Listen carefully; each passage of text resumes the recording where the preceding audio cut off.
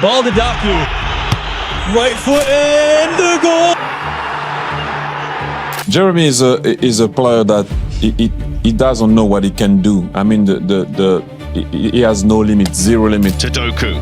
Had a bright first half at times, and here he goes! Oh, it's a moment of quality! How good is Jérémy Doku actually? Yeah, we knew there was a lot of pressure before this game against a good opponent.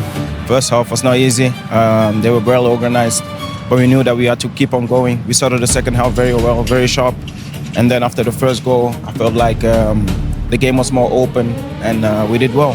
Jérémy Doku just scored 2 ridiculous goals against Everton, and Manchester City still dropped points.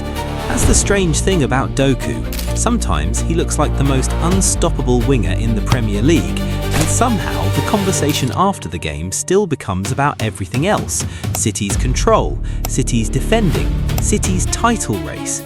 Meanwhile, Doku's out there turning fullbacks into emergency defenders. And honestly, maybe it's time to ask a question people are still uncomfortable asking. Is Jérémy Doku already the best pure dribbler in the Premier League? You know, have the ball, drop the teams, and his threat right the byline. Because Jérémy in the final third is unstoppable. He's an incredible football player. And I'm really pleased that today played really good. Because what happened against Everton was not normal. The first goal was chaos, the second was cruelty. Every time he received the ball, Everton's defensive line started collapsing towards him before he even moved. And the scary part, they still couldn't stop him. That's what makes Doku different. Most wingers beat defenders with skill. Doku beats defenders with panic, and Pep Guardiola clearly understands this, because Manchester City are usually a team built around control, angles, structure, patience, positional discipline. Doku changes the emotional temperature completely. When he gets the ball, City stop looking robotic and start looking dangerous. That matters, especially this season, because there have been moments where City looked too predictable, too safe, too mechanical. Teams started defending deeper, closing central spaces and forcing City into slower possession. Then Doku receives the ball wide, and suddenly the entire game changes. The crowd gets louder, the fullback starts backpedaling, the defensive line stretches, the panic begins. That's elite wing play. And this is where people still misunderstand Doku badly, because many fans think dribbling is just entertainment. It isn't.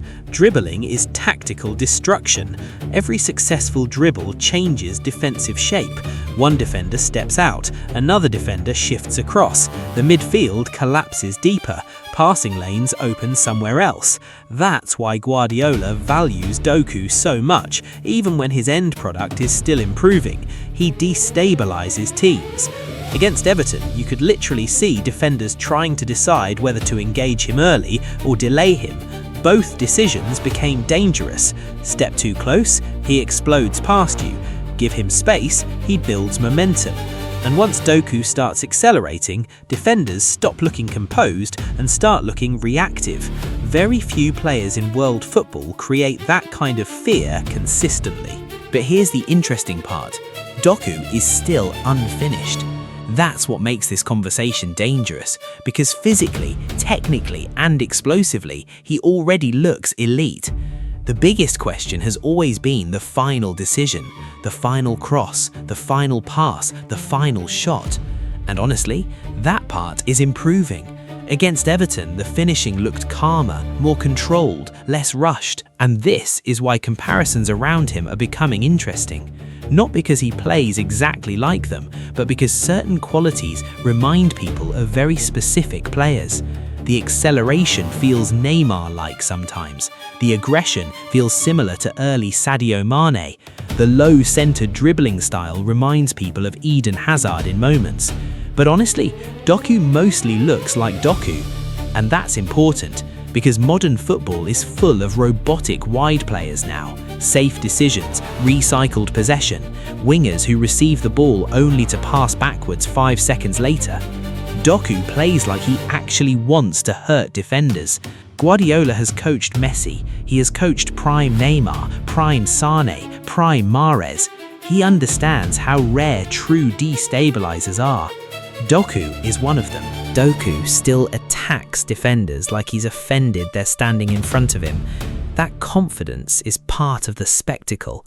And honestly, Manchester City may need it more than ever right now, because this version of City is not as emotionally overwhelming as the treble-winning side. They've looked vulnerable at times, human, even tired. Then Doku receives the ball and suddenly City feel alive again. That's influence. Not tactical influence, emotional influence. The ability to completely change the feeling of a football match with one action. Very few players can do that. And maybe that's why this Everton performance felt important even in a draw. Not because City dropped points, but because Doku reminded everyone what kind of player he's becoming. And if the finishing, decision-making and composure continue improving the way they currently are, then the really uncomfortable conversation may arrive sooner than people expect. Because football has always had good dribblers, but football only occasionally produces wingers who make defenders feel genuinely helpless. Jérémy Doku is starting to look like one of them.